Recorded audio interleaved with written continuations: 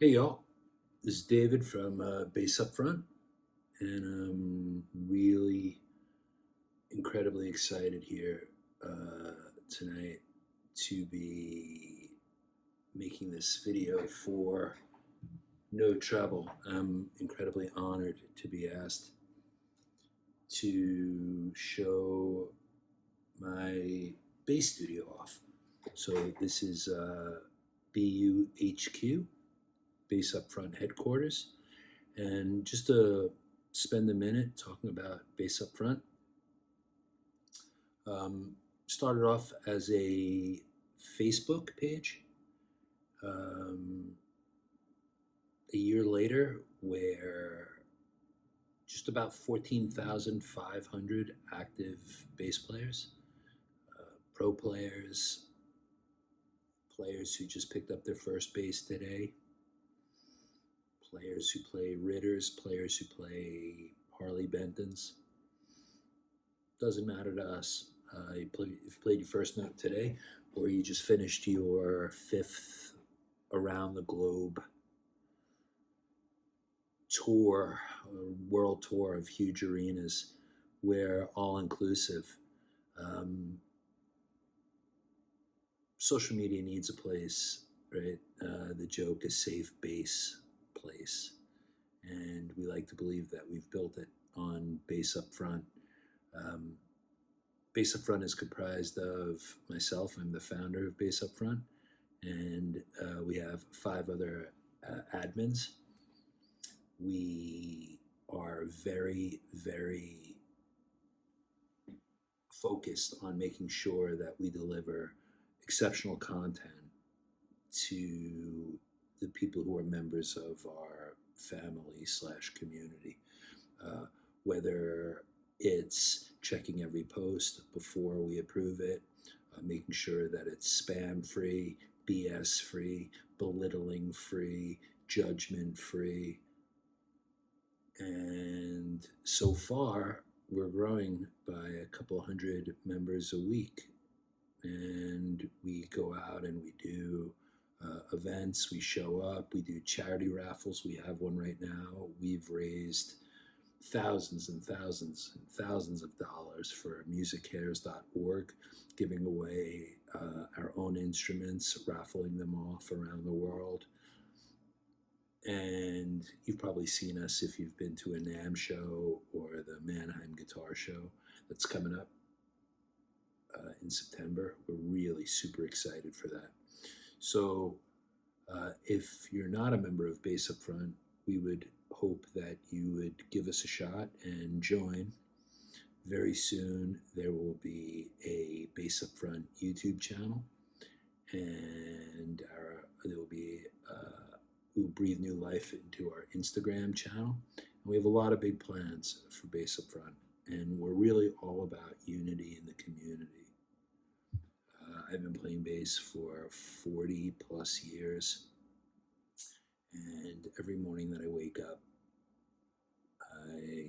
I love it even more. I eat, sleep, and drink bass. Well, I could go on, but this section of this No Trouble interview is about my collection, which is gotten kind of out of hand, but in a very lo-fi way. Let me take you around and I'll show you the ones that are special to me. So first of all, this is the Bass Upfront headquarters. I am currently in beautiful Brooklyn, New York. No, we are not a store. I am not a store. These are my personal basses. These are all my collection pedals. This is about 60% of the collection. You can see here. And we'll go through a few of them. So this is about 60% of the Bass Upfront collection. And let's put this up like this. Slide this in here and we'll go through sections of the room. Sorry for the lo-fi, I'm not a videographer. So let's start over here. and pull down just a few of the basses. So I'm only going to highlight a few very, very special basses. I am an enormous fan of Maruschik basses. Adrian Maruschik is a good friend of mine and one of the first guys to take me on as an artist. So there's quite a few Maruschik basses here, but the one that started it all was, this is my very first one. This is a Maruschik Frog beta version. I have a thing for lions, as you'll see. So I had this custom engraved lion head put in, and just a beautiful bass, one of my favorites here. So you'll see that here is a Wojtek Pilichowski signature frog. I think perhaps the prettiest one, as far as woods go, would be the walnut frog that I have, which is this one right here. I mean, there's walnut, and then there's walnut. So the light, I know in here is a little bright. Let me turn it down. So this is my walnut frog. Just a spectacular bass that Adrian Maruschik and crew makes. Okay, so I can't spend too much time on any one particular bass, so I will go through a few others with you. This is also another beautiful Maruschik frog. Here, I think this blue is pretty spectacular, really a beautiful instrument. So I'm taking you through my favorites of the collection. There's about 200 in total, maybe about 200 pedals as well. Not everything is here because everything wouldn't fit here. I have another suite downstairs in this building, and BUHQ, Bass Upfront Headquarters #2, is being built in my house in Pennsylvania. So I will keep this place, keep it chock full of basses, but any more that comes in will have to go over there because there's no more space here. So these are for people who love Telecaster type basses, even though that has a precision pickup. This is also a Maruschik, a Jake 55. Why I say Tele is because they come in Tele style also. Beautiful bass. So what else is hanging up over here? On the floor, there's about 9 or 10 expression pedals and a Morley wah.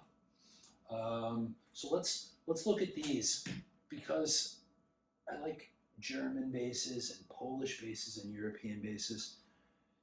This is a bass that is not very widely known. This is a bass that is a Ulrich bass, and it's made by a luthier named Florian Hirsch in Germany. And it's navy blue, it's got a Tele pickup in it. It is absolutely amazing. It weighs maybe about under 7 pounds, and look how easy that axis is. The rare earth magnets holding it in.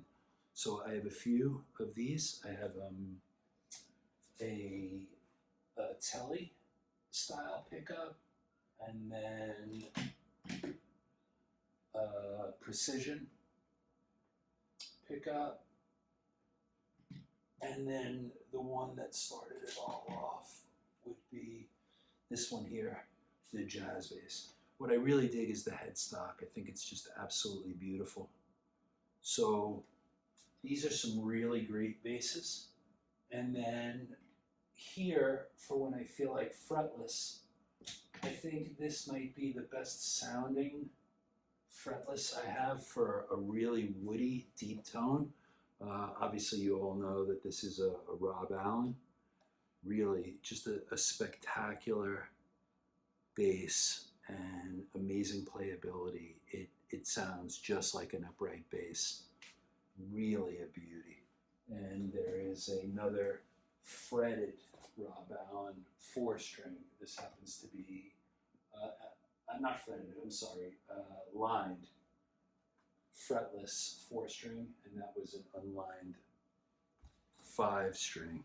Okay, so we'll move over here, and you'll see there's pedals and basses on the couch.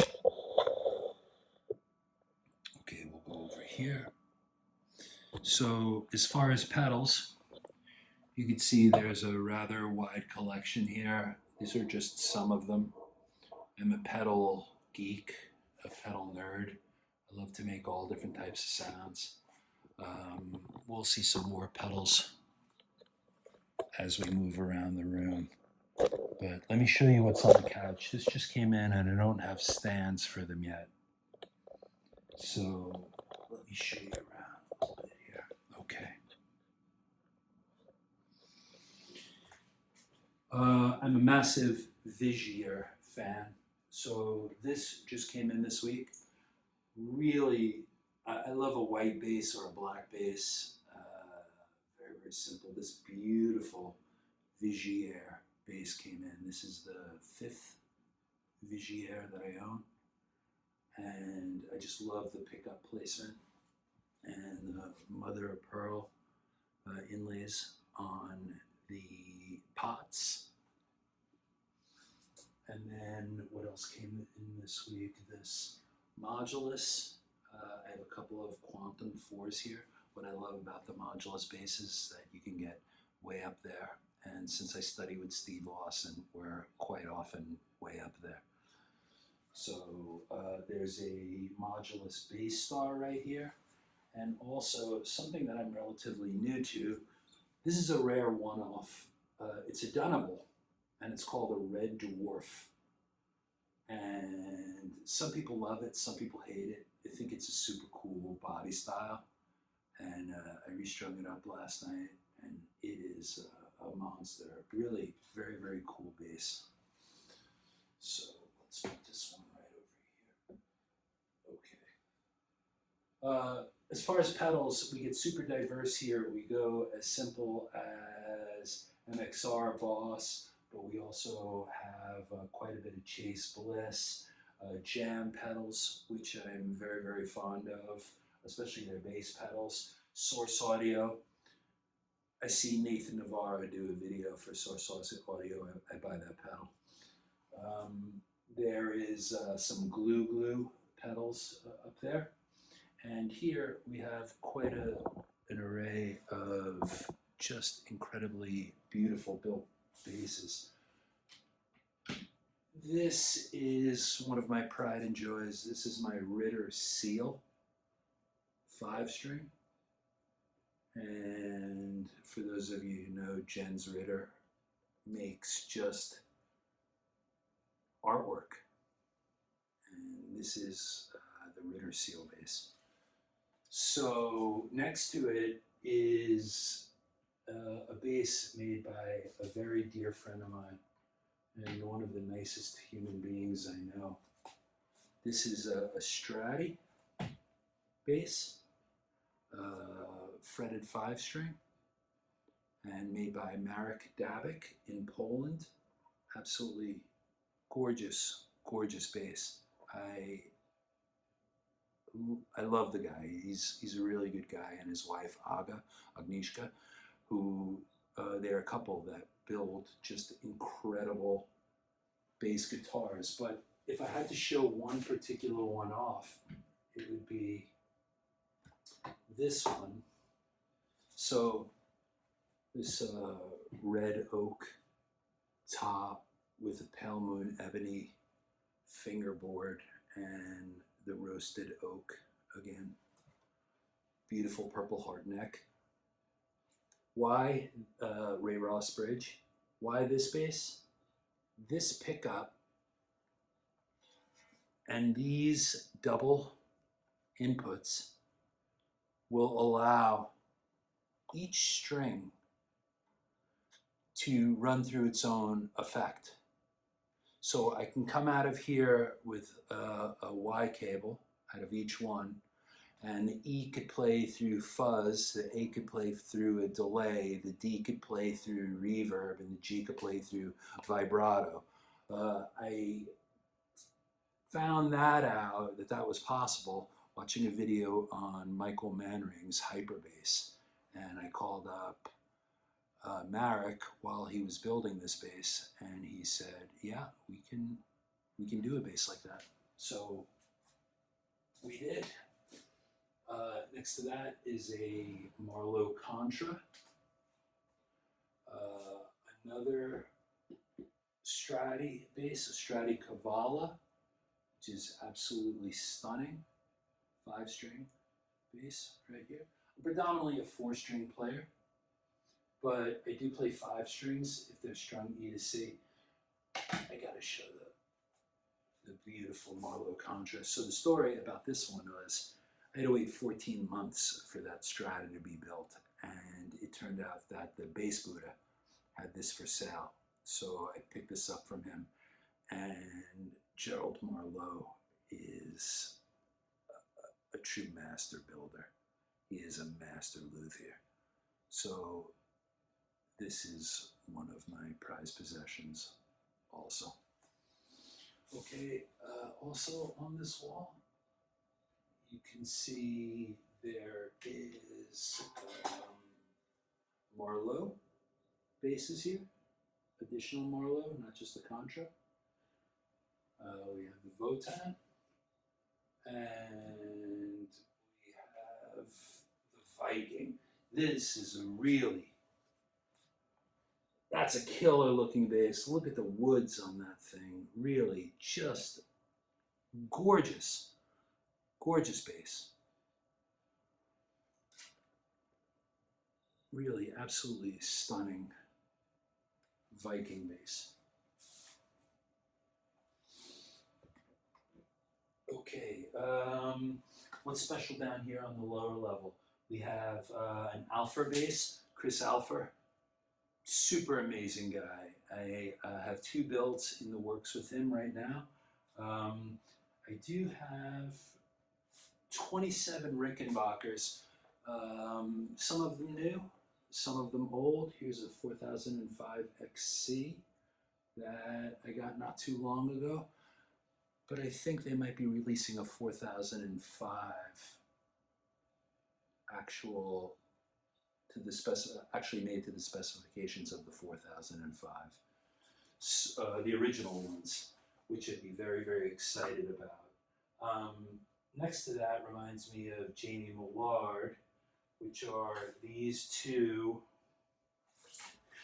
JDs. Of course, I'm a massive Tony Franklin fan, who's not? So before Tony Franklin went to have Fender make his own custom model, he played these JDs on the Firm records, and here is a fretted JD, just an unbelievable sounding bass. So those are 2 that I really enjoy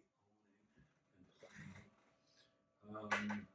I am a bass player also. Primarily, I'm not just a collector. I play in a band called Apollo's Ghost. We play all over the city. It's a power trio. So if you can imagine, like Soundgarden meets The Police meets Radiohead, that's kind of our sound. 3-piece instrumental. Look at that. This is one that I'm incredibly proud to own. This is a Beardley bass that was custom built for me. It's 36-inch scale, made by Rick Link. And he's actually offering $500 off every bass if it's bought from a Bass Upfront member. Look at that purple heart neck. Really a stunning, stunning instrument. And very interesting in its styling also. Lastly on this rack that's worthy of note would be this. And it is a Rickenbacker 4008, not a 4005/8.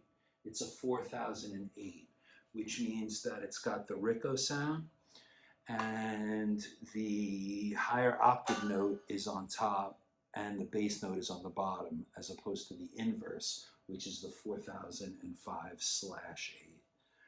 Beautiful, beautiful condition. Super fun bass to play if you have light gauge strings on it.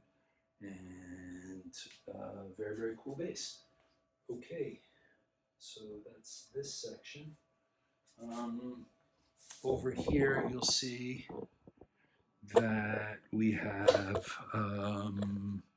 the Warwick section over here. We have a thumb, a Corvette, a Dolphin, a German Pro bass, same as Lee Sklar played. It's actually super cool with the Babinga top. That is a stunning bass. And then, of course, the Lee Sklar producer switch. And those of you who know that Lee Sklar tells a story that when the producer asks him, for a different sound, he just moves his hand to a different spot on the fretboard, his fingering hand, but he lets the producer see that he flicked the switch. Meanwhile, his switch is not wired to anything. It's just the movement of his hand. And next to it is Sandberg, again, staying with German basses. There's a Sandberg California, a Sandberg Oliver Rydell Signature, and a Sandberg 48. And then below that, there are some classic Ibanez. There's a Sound Gear there, Musician and Roadsters. Really, really, just the old Ibanez basses from the 80s are, for me, really fantastic basses, made exceptionally well. Here, from Italy, is an Alusonic bass, which I love, an Alusonic Django bass. And if they light up, yeah, with LEDs. Beautiful, beautiful bass. Very, very light.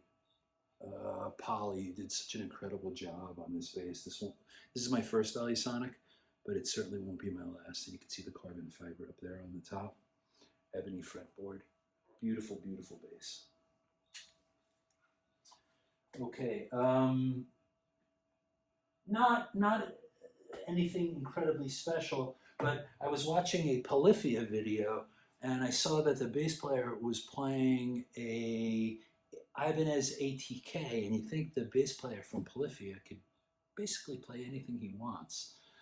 And I'm sure they have a deal with Ibanez, but when I heard the tone of it, it reminded me of the Ibanez I had when I was a teenager. And so I went out and I bought another ATK, and it does kill. I mean, Ibanez makes such a great line. What I love about Ibanez is that they're always coming out with something new. They don't stick with one body style. Also, there's another oddball in this section. Not an oddball bass, but this is a Starry Starry Night, Dark Ray, Stingray bass, which of course has the two dark glass pedals built in, the alpha and the omega, and the clean sound. And that is really just a beautiful, beautiful bass. Really, really, really great tones when you need to kick on some heavy distortion and you don't want to stomp on a pedal. Okay, so let's look at some basses that are here on the floor. Once again, let me drop this down a little bit. By the way, that's the Kosciuszko Bridge out there, changing colors. One of the reasons I got the studio, I picked this particular one, was for the view. It's really beautiful. So right here, this is a new one for me. It's pretty beautiful. It's a GV bass. If you can see, it's carbon fiber, and it's got a steampunk look, especially when you look at the inlays, which are discs and cogs, reverse headstock, mahogany neck. Beautiful, beautiful bass. Restrung it last night with a set of elixirs, 45 to 105s, high mass bridge, and it kills. Great bass. Down here, we also have, speaking of Marek from Strati, this is a rock bass. That's actual stone on top of that bass, and yet it weighs 7.2 pounds. And that's stone on top of the headstock. So not only does Marek make the symphony model, which are the basses that you see hanging on the wall behind that Ritter, he makes this new line of rock basses. And these are the new DiMarzio pickups. I think they're the Billy Sheehan pickups. Fantastic. Just an incredible, great bass for cutting through a deep mix. There's also a few other basses you might want to see here. There is a LaFay, Herr Schwartz. Beautiful, beautiful bass. I mean, these guys know how, the Germans know how to make a bass. And this is really a spectacular instrument, and also part of the bass up front. Collection. Okay, here's what I've been playing on. This is a made in Japan Fender jazz bass, but the paisley is what gets me. Really, really beautiful. Limited edition, made it for a Japan model. And I got this from my buddy Nicholas in Sweden. Thank you very much. I saw it and I knew I had to have it. And because I very, very rarely, if ever, sell a bass, this will be here for quite a while. It'll be entombed in here. Behind that, there's a couple of alembics. There's an alembic essence and an alembic epic here.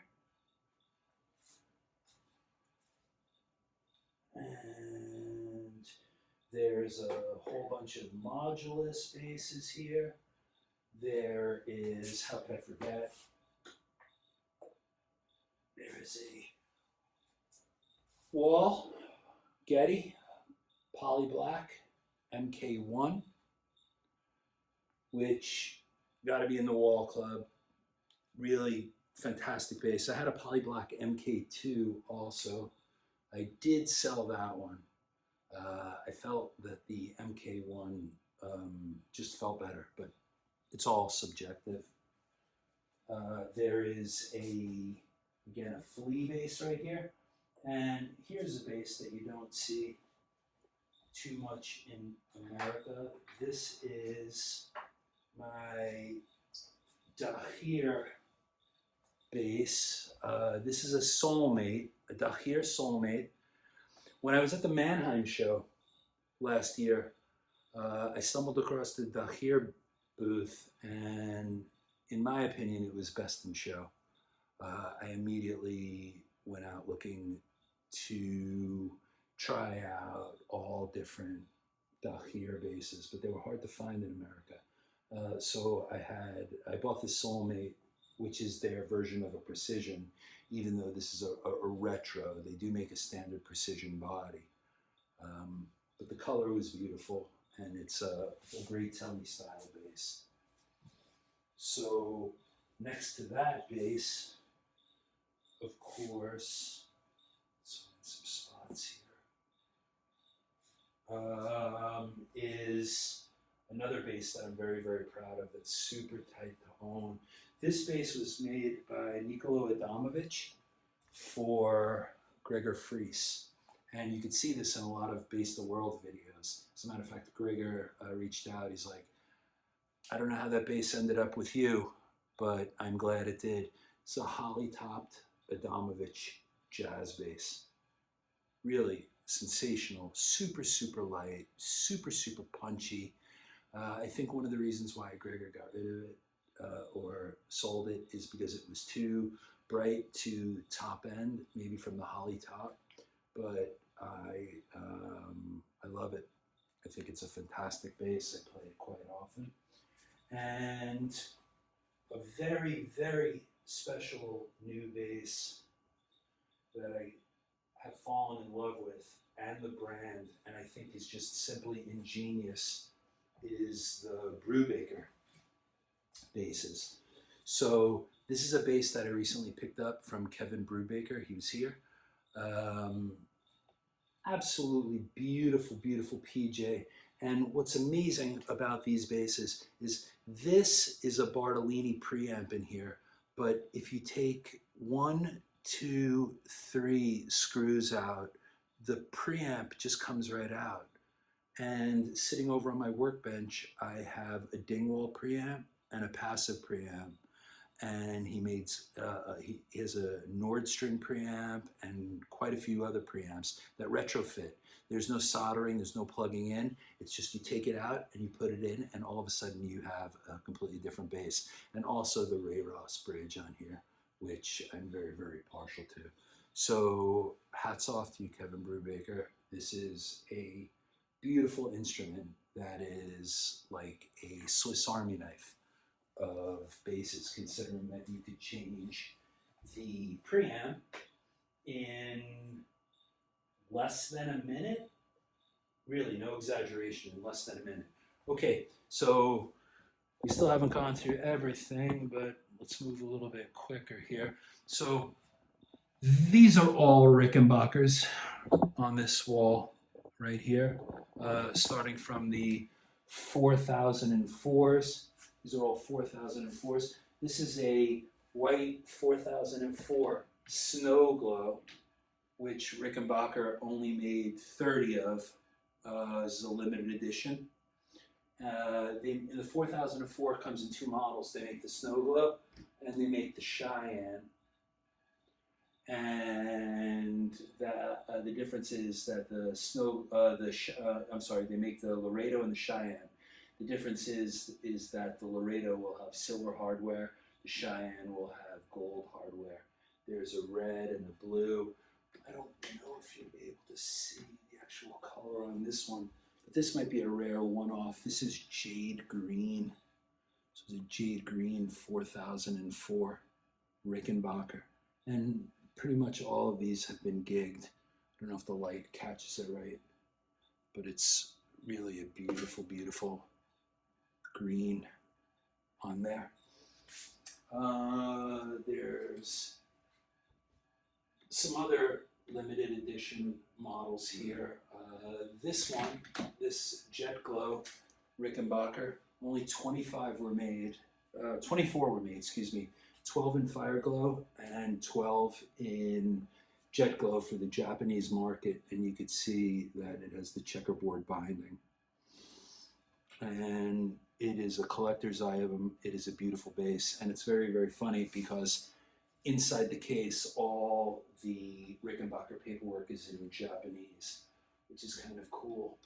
You don't often see a silver Rickenbacker. Out of all of them, my favorite might be, well, this might be my second favorite. This is a Maple Glow 86 with black hardware. Let me turn the lights up a little bit. There we go. Here's a Maple Glow 86, black hardware.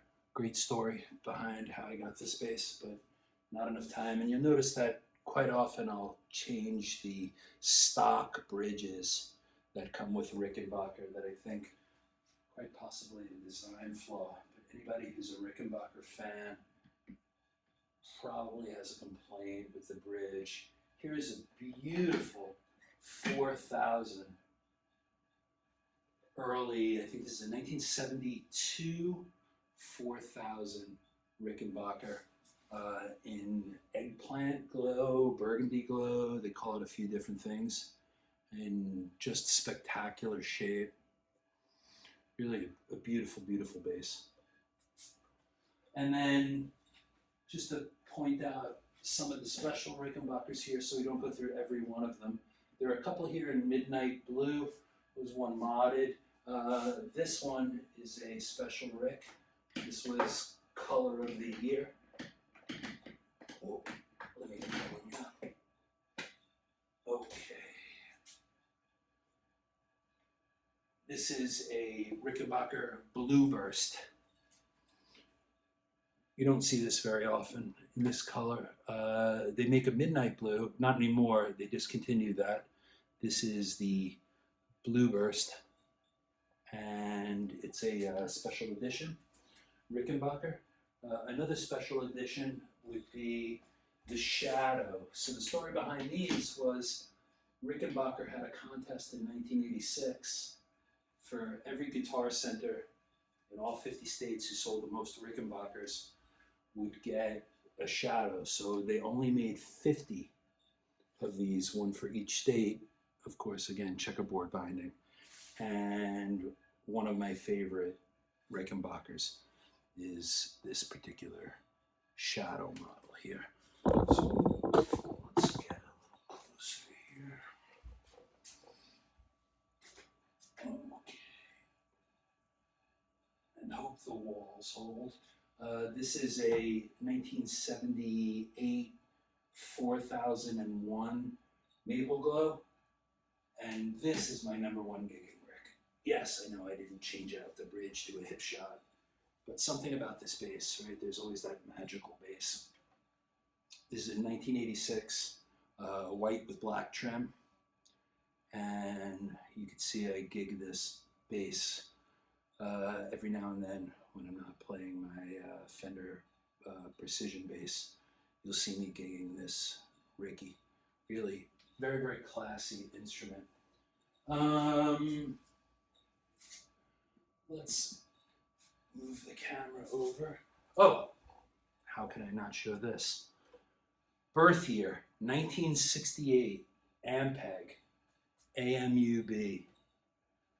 Always wanted one. So cool. I mean, for those of you who are around my age, Rick Danko played one in the Last Waltz.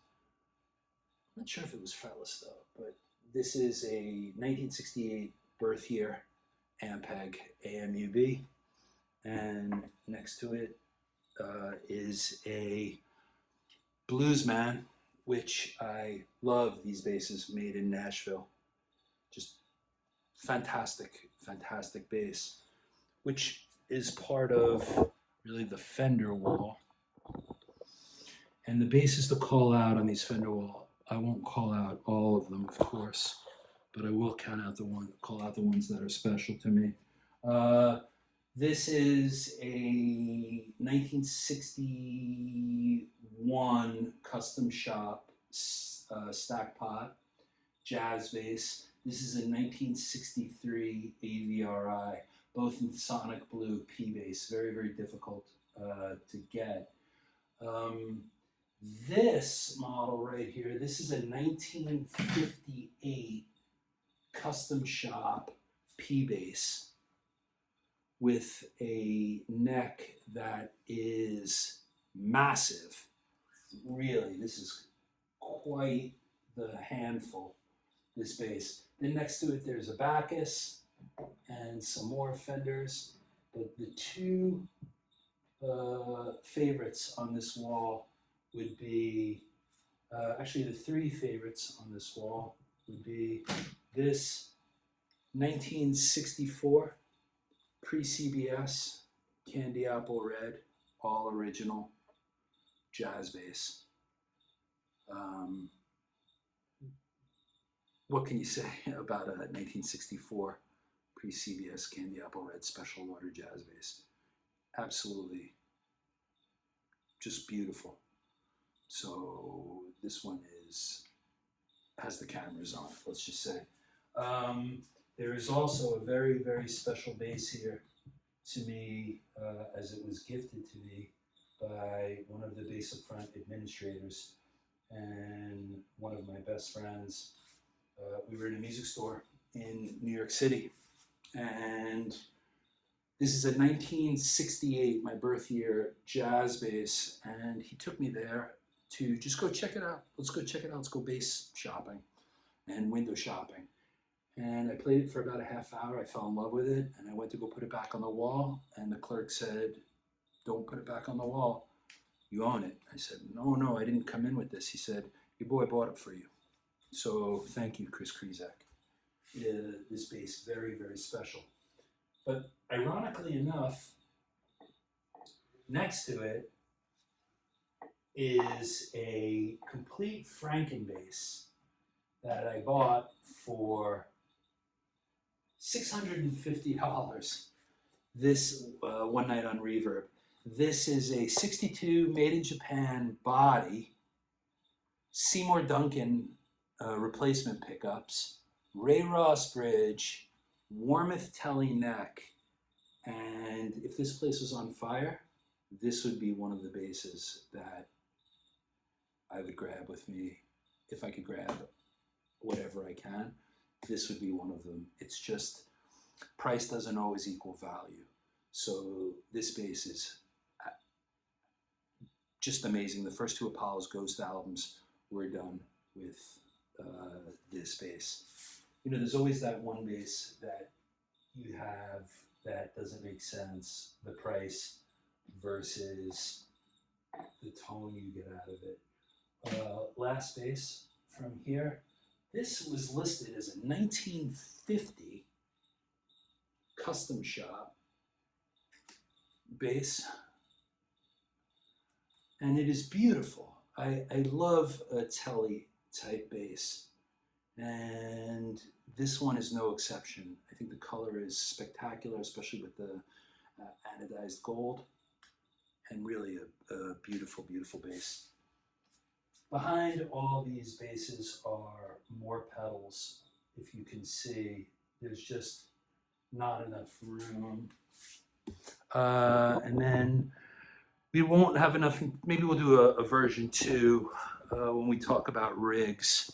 But I do want to take you over here and show you around. Actually, let's take you over here. We have Gotta Get 'Em Up. We have one of Brady Muckleroy's finest here. So there's Muckleroy basses here.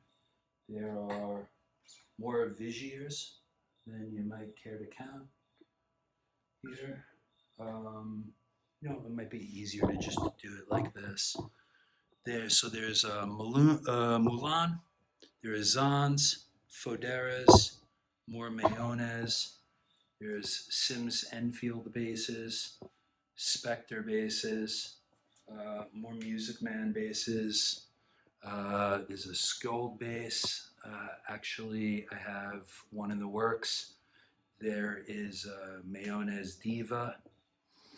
There's a Rickenbacker Hamburg right there as I'm holding this bass. Let me put this down. Okay, and now let's go over to one of my favorite brands. Here we have an F bass, which is a beauty. It's very, very hard to find a BN4. Mostly you see BN5s. This is a BN4. Big up to Alan Cringian, who's become a friend of mine. There are 3 ACG Krells here, which I love. Super modern tone, incredible preamps. I would say they're easily as good as wall preamps. This is a very special, those of you who've been on Bass Upfront will know, this is a very, very special bass for me.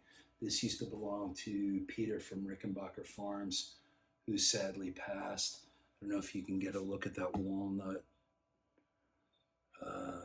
fingerboard, but this was made to look like his green, British Racing Green Jaguar with a walnut fingerboard, which is just like the board, just like the dashboard, and right down the center of the back. So this is really a very, very special bass for me, with the Dark Star pickups in there.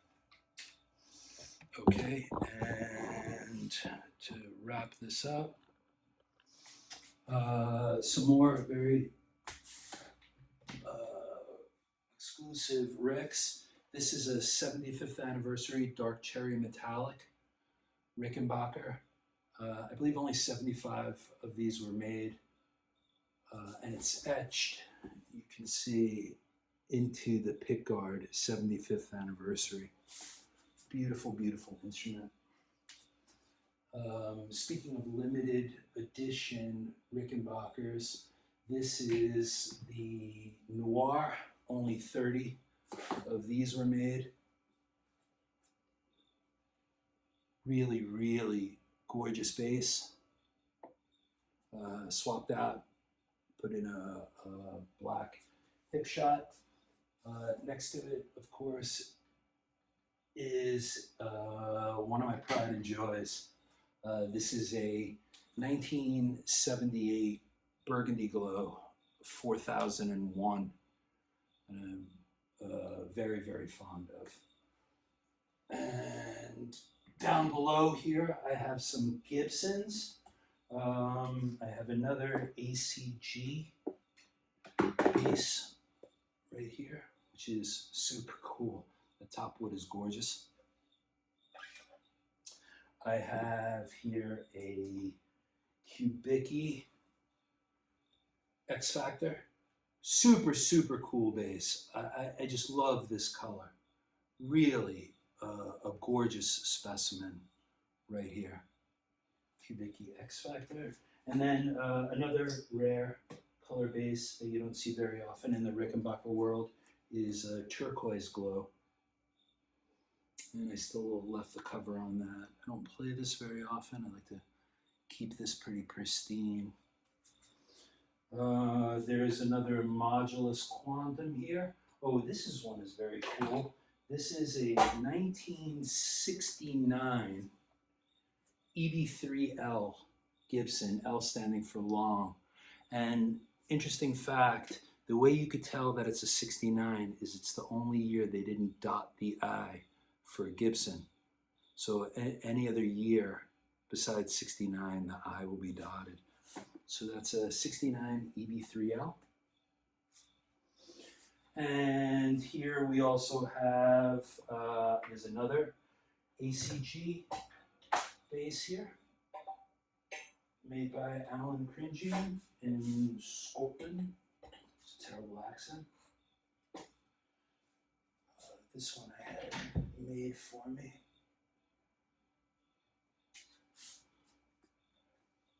Now that's a bass. This Krell is just gorgeous, gorgeous instrument. Really, really super modern, great tone. There's a Ripper here, and a Gibson Grabber, a Guild B301. There's a Dingwall. You know what bass really blew me away when I got it was this Overwater. You don't see very many of them in this country. But Scott Devine used to play one. As a matter of fact, this is SD, Scott Devine's signature model, Overwater. And I love the pickup placement. It's rather odd, but it's really a fantastic, fantastic sounding instrument. I really love Overwater. I know that Phil Mann, who's become a friend, is endorsed by Overwater, and he has a signature model Overwater bass. There's a D'Angelico in the corner. Here's one that people seem to really, really love. This is my Guild B301. It's got a great, deep, gnarly sound. Picked this up from a shop in California. Love the white on black look. Super, super classic. All original Guild B301. And then this whole back wall, with the exception of the Dingwall and the Overwater, would be filled with Padula basses. The first time I heard Doug Johns play, I was never into Padula because I didn't really dig the look very much. And then I heard Doug Johns play his Padula, and I said, well, I want to sound like that, even though I don't have the chops of Mr. John's, but this was the first one that I got. This Padula right here, and to me, I think it's the best one that I have. Paint's starting to chip a little bit on the back side, kind of tough to see. Right over here, you can see it. But when I feel like, a special occasion, opening up a fine bottle of wine, that's the base. And then I started collecting them. So this green jade might be the prettiest one. This I got from a shop in Japan with the flame on that. Beautiful. This is, most of these are MVPs. There's a couple that are buzz basses, which are fretless. But that is really a spectacular green color. Something about bass players in green. Then here's another buzz, a black buzz. I'm sorry, an MVP, another MVP. This is a buzz, and here's a gorgeous color. Buzz also. Look at that color, that charcoal color. Really beautiful, beautiful bass. I don't know what it is, but Mike Padula made amazing, amazing basses, and that's when I fell in love with Bartolini's. I was never a massive Bartolini fan until I came across Padula. And while I'm standing here, I do notice two more special Ricks. This is a Blue Boy, which is not that easy to find. And this was also a limited color run. And also we have this one right here, which is Amber Fireglow. So Fireglow you'll know as the red Ricks. I don't have any of those. We say friends don't let friends play Fireglow. Just kidding if you have Fireglow. This is an Amber Fireglow, much darker color, and I swapped out the white pickguard for a gold pickguard and gold truss rod cover, just because I think it lends to the aesthetics much nicer. Really beautiful bass. So there are a lot more basses that I could go through here, but I'm coming up on about an hour. Actually, here's another killer bass. Yep, Harley Benton P bass, $150. Will rival a lot of the basses in this room. Right out of the box. Could have gigged it the night that I got it. I think the cardboard box was more expensive than the bass. $103 this bass cost me when it first came out. Brand new. Toman, I believe. And it kills. I bought it for my daughter and I ended up keeping it for myself. Now, there was a question, what's your number one bass in the room? And I couldn't pick my number one bass in the room, but I will go to my number one gigging bass. That's not so difficult. So this is I think is one of the best basses that Fender, as a matter of fact, there's one for sale on Talkbass right now, but as of today, in this color. This is a 2019 Fender Postmodern P bass. 99 out of 100 times, this is the bass out of all the basses here that I will gig when I play a show, because it cuts through my band's mix. I have a slamming drummer, and I have a guitar player playing out of two Roland JC120s in stereo. I'm playing out of two Schroeder 412 cabs. Yeah, I'm a Schroeder guy. We don't have time to get into amps tonight. But that's my number one gigging bass. Not my number one bass, because that I couldn't pick, but that's my number one gigging bass. So lastly, I'm super, super excited to have these two. I just got two M700 amps, brand new, built by Jewel, and two 2500 watt power amps. So those will go in my Schroeder cabinets. I normally run a wet-dry mix. There's my Status Empathy bass. The Fender cabs are for the wet. The Schroeder cabs are for the dry. As a matter of fact, You saw that Status Empathy bass. There's all kinds of treasures here. There's also this Status B2, essentially the buzzard bass. Not as extreme. So I guess that's why they call it the B2. Also lights up. What's super cool are the Roman numerals on the headstock. So all this gear in a 500 square foot room.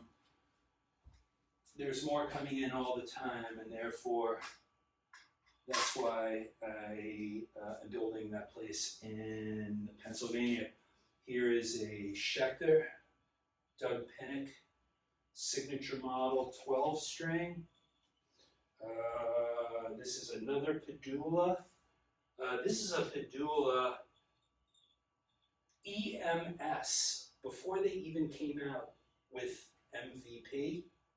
And shout out to Rob Elric, Steve Lawson, 6 string, signature model.